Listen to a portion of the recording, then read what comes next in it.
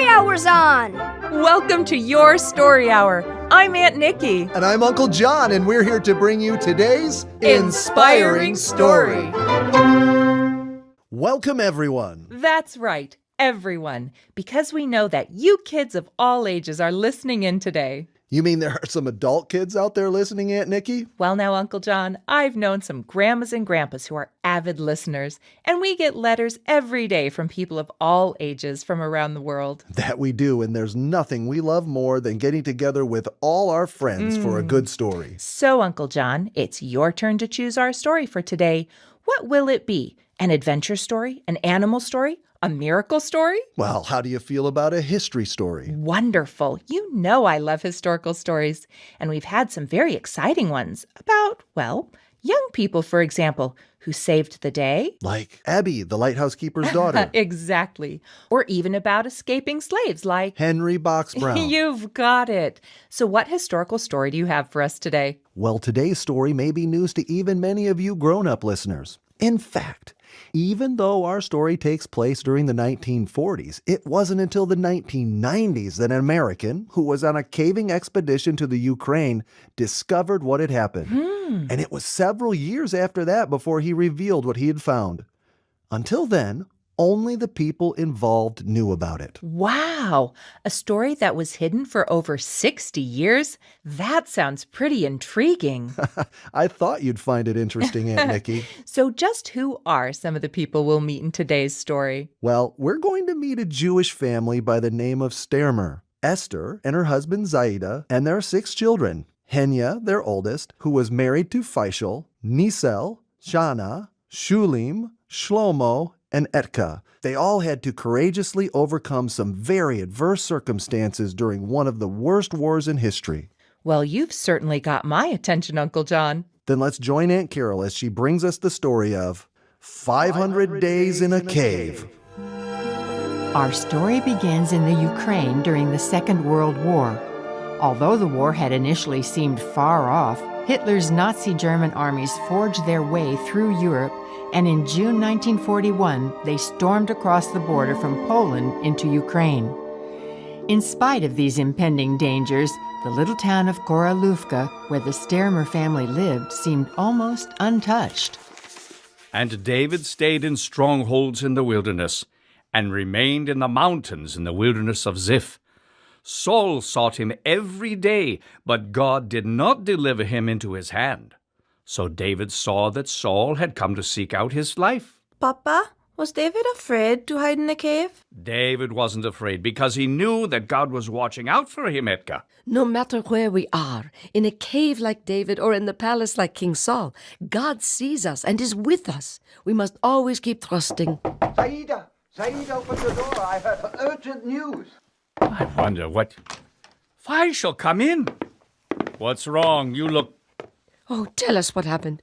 Hannah and your girls are safe? Yes, your daughter and granddaughters are fine, but I bring news of the war. What is it? The German Nazis who are deporting people and sending them to the labor camps, or worse yet, to the concentration camps where so many die. They are nearing the outskirts of Koroloka. Some people in the surrounding villages have already been seized. I know this was coming. I'm surprised we even had a year before the Nazis reached our town. Oh, this war. We have to do something. We cannot sit back and let the Nazis devastate our family or the families of our relatives. We must escape or go into hiding somehow. I will not allow the Nazis to come and round us up like rats, to be hauled away and maybe even taken to our death. But where can we hide? There is no longer any safe place on earth for Jews like us. The plight of the Stermer family was shared by thousands of Jews all across Europe. They needed to run, to hide somewhere, but there seemed no place to go. Zaida and Esther stayed up late that night talking with Faishal, trying to think of a plan. Finally, Esther came up with an idea that could save their family, if it worked. What about the caves? There are plenty of large tourist caves that are shut down for the winter, so until they are reopened in the spring, we might be able to hide in one of them. Yes, they are plenty big enough. And who would think to look for us in a cave? But would it be safe, Faishal? We would be trapped if the Nazis found us. What other choice do we have, Zaida? Hiding in a cave would be less dangerous than if we stayed here, waiting for the Germans to come and capture us all. It might be our only chance. You're right, my dear. And we'll have to move quickly. Tomorrow I'll take Faisal and the boys to look for a suitable cave. Early the next morning, the search began for a cave that would be large enough and safe enough for several families to live in. They looked all day. Some caves were too small, some were too close to town, and some were too easy to spot. Finally, they settled on a well-known tourist cave called Verteba, which was closed for the season and located about 4.5 miles from their home in Koroluvka. Preparations for the move soon began, and on the night of October 12, 1942, they were ready to begin their daring escape. Come, Etka, let me put your coat on. Shulim, hand me that scarf. Quickly, children. We don't have much time. How long will we be gone, Mother? I don't know, Shlomo, but don't worry, darling. God will be watching over us. We'll be just like David and his men, hiding from King Saul. That's right, sweetheart. But what if we're discovered, Mother? Shh. Don't talk of such things. We will trust in God to see us through. Is everyone ready? Henny is here with Faisal and the children. It's time to go. All right, come along, children. Oh, Shulim, help Shlomo with those boxes. Oh, let's see. Nisel, make sure you don't forget that bag there. It has the extra blankets. Etka, here, darling. Give me your hand. I don't want you getting lost. Esther, everything is going to be fine, huh? We've made our plans and prepared for this trip. We're bringing plenty of supplies and we'll be together. All right, everyone, let's get started. The Stermers and their children, including their daughter Henia, her husband Faisal, and their children, and 4 other families of their relatives stole away down the deserted streets of Koroluvka. Only an occasional cow witnessed their escape. The night hung black around them, but they barely felt the cold October air in their haste. One by one, they squeezed through the Verteba cave entrance. Then, winding their way through the cave until they reached a natural alcove, they piled up rocks around it to create a hidden room. Finally, after setting up camp, they fell into an exhausted sleep. The next morning, they began transforming the cave into their home. However, because the cave lacked ventilation, they were unable to light fires, which meant that dim, damp, cold conditions became their constant companions. Additionally, since there was no water source, the little they could gather from drips in the cave had to be supplemented with water brought from the outside. As the winter lengthened and time dragged on, living in the cave became harder and harder. Fortunately, Zaida, Nisel, and Faisal had acquired special passes, allowing them to collect scrap metal under protection of the local police. Although it was back-breaking work, it gave them freedom to move about town during the day. Unfortunately, it also left them open to the taunts of their neighbors.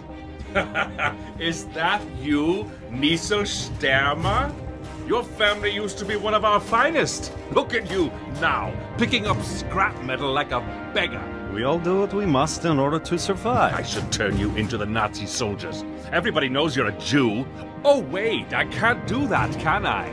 You're under special protection of the local police. For now, anyway. Each week, with the money they earned from the scrap metal, the men purchased food, water, kerosene, and other supplies from sympathetic friends, delivering them to the cave at night under the cover of darkness. For those who stayed in the cave, time passed slowly. But they were alive and together, and that's what mattered most. Finally, after nearly 4 months of living in the cave under increasingly worse conditions, it became clear that something would have to change. I'm so cold, Mama. Shh, Etka, darling, I know. Here, let me put this blanket over you. There. Is that better? A little bit. Do you see this, Father? How much longer? How much longer can we keep living like this? I know, Shlomo, I know. But perhaps by spring it will be better, huh? It should be warmer then, and... No, I'm sorry, Father. Forgive me. I agree with Shlomo. I know it seems like there is no other option, but if we're going to survive, we've got to do something. We need a better hiding place. I agree, Shulim. Father, The two of us have done some exploring deeper into the cave and found a larger place where we will be more hidden. Really? Tell me. Well, the room is sickle-shaped, and we might even be able to make a second exit. That way, if God forbid, the soldiers ever found us, perhaps some of us could escape. After much discussion, the group relocated to the sickle-shaped room. Their new home was more than 3,000 feet from the cave's entrance and had a considerably lower roof, but it was more secluded. A small fracture was discovered in the ceiling of a nearby passage that could be enlarged to create a second exit, and feverishly the men began digging upward, carving steps into the walls. What initially seemed like a fairly simple task ended up taking 4 weeks, but they finally broke through. They then secured a chain to the wall which they could use to steady themselves as they climbed up the steps to their emergency exit, which was a small hole in the ground. Finally, they were able to relax a bit, no longer worried about being trapped if the Nazis stumbled upon them, which they prayed would never happen. But then, one night, they were suddenly awakened from their sleep. Aha! And what do we have here? Oh no! The Germans! The Nazis! They've discovered us! And who is this? A mere boy? You're coming with us. Somebody, help! Shlomo! Shlomo! Esther quickly saw that the only way to save any of her family was to create a distraction. Some of the cave's occupants were already making their way towards their escape hatch as Esther bravely stood up to the soldiers. So, you have found us. Do you think that unless you take us all, the Fuhrer will lose the war? Look at the way we live here. Like rats. All we want is to live, to survive. Leave us alone. You are a very brave woman. Or perhaps very stupid. You're coming with us too.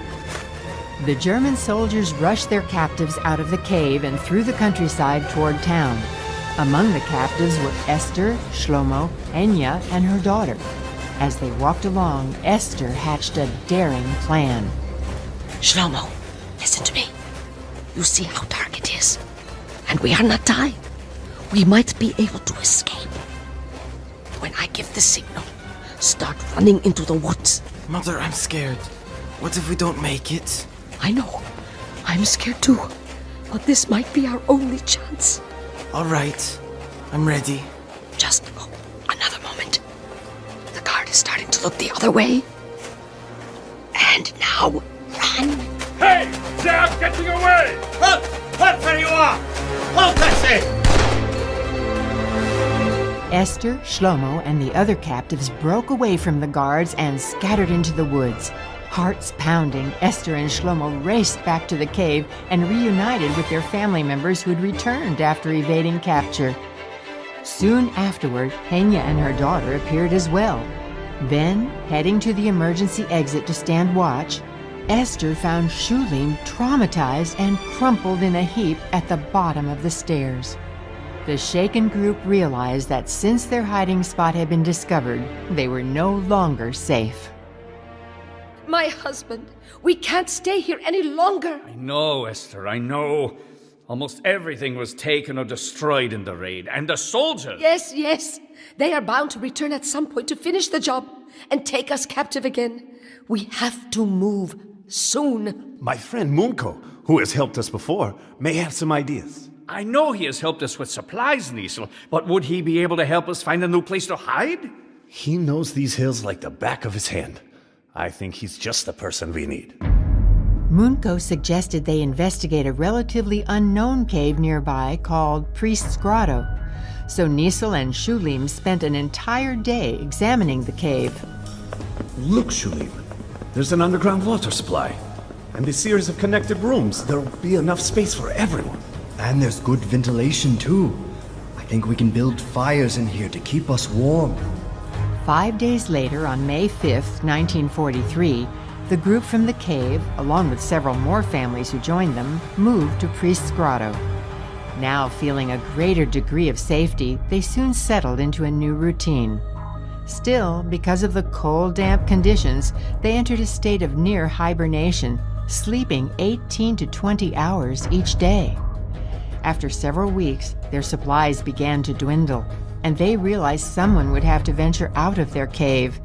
However, since their permits were no longer valid, the men knew it would be more dangerous than ever to venture outside.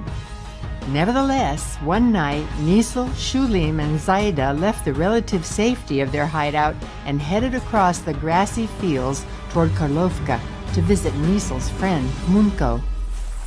I've heard that less than 500 of us Jews are still in the area.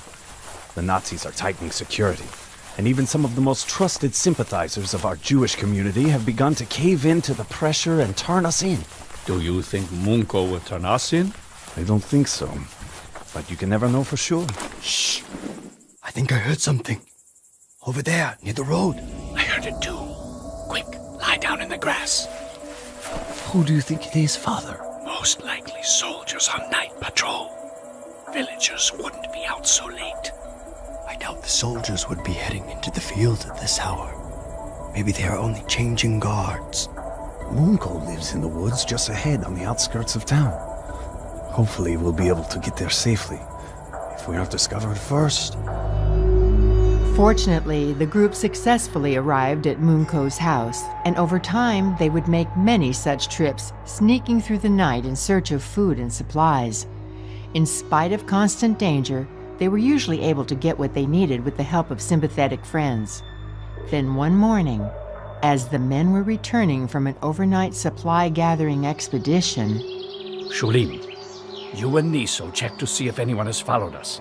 If the coast is clear, go back to the cave and bring Shlomo to help carry these burlap bags with our food. The boys hurried to the edge of the forest in which they'd been hiding and sneaked quietly through the grass, crawling on their stomachs to avoid being seen.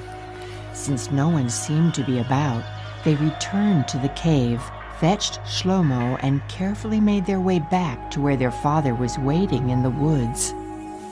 Here, boys. Take these bags. The four of us should be able to make it in one trip, huh? All right, Father. We're ready. Very good. Let's go.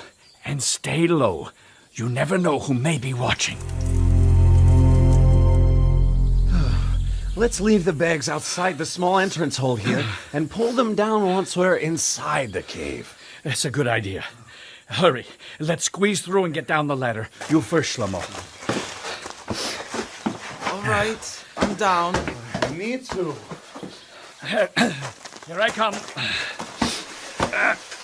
I'm right behind you, Father. All right, Shulim. You stay up there at the top of the ladder.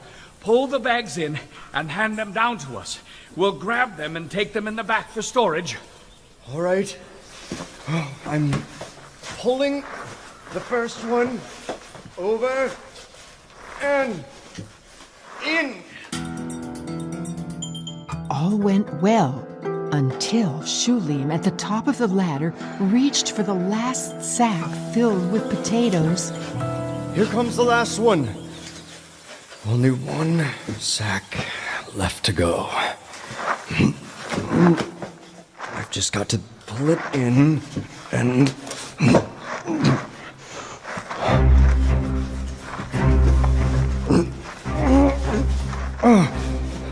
Oh no. It's stuck in the entry hole. I'll just pull harder. I can't get it to move. Father, come up quickly and help. The last sack is stuck in the hole. I can't get it loose. What are you doing? Here, let me see. Get out of... All right, I'll just reach around you. Oh, it can't get stuck like this. I'm sure I can just... What's the matter? What's going on? The last bag is stuck. Wait a second. Maybe if I just pull harder... In spite of their best efforts, neither Shulim or Zaida was able to get the final sack free. Several of the other men tried as well, but all to no avail. Would you have believed it? Trapped by a sack of potatoes? We've got to get it out somehow. I know, but it's so tightly wedged. Wait. Shh. Did you hear that? Footsteps up above. All of us are here. So, who's outside? Soldiers! Everyone get back! Hide behind boulders or whatever you can. Hide!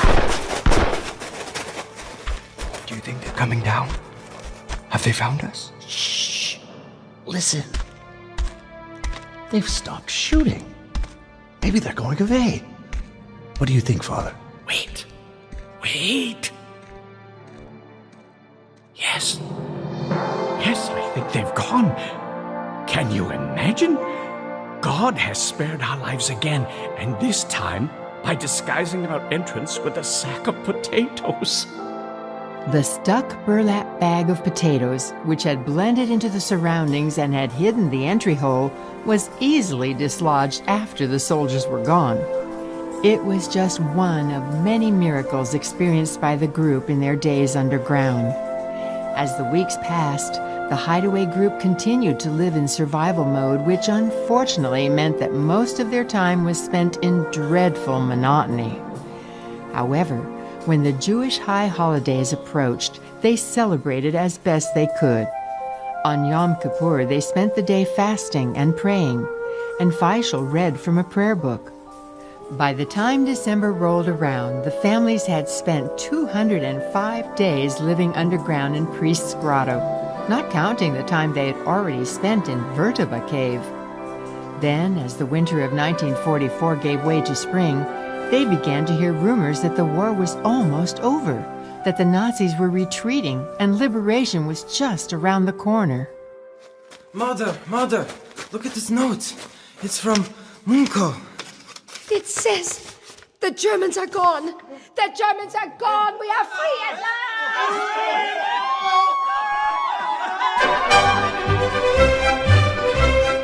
Yes, it was true.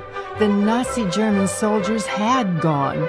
So on April 12, 1944, after spending nearly a year in their second cave, the Stermers, along with all the others, crawled out of the cave and into the sunlight. It was the first time that many of them had seen the sun in 344 days. Some of the youngest children had even forgotten what the sun looked like and were surprised by its brilliance, but all joyfully stood in its warm and welcoming rays.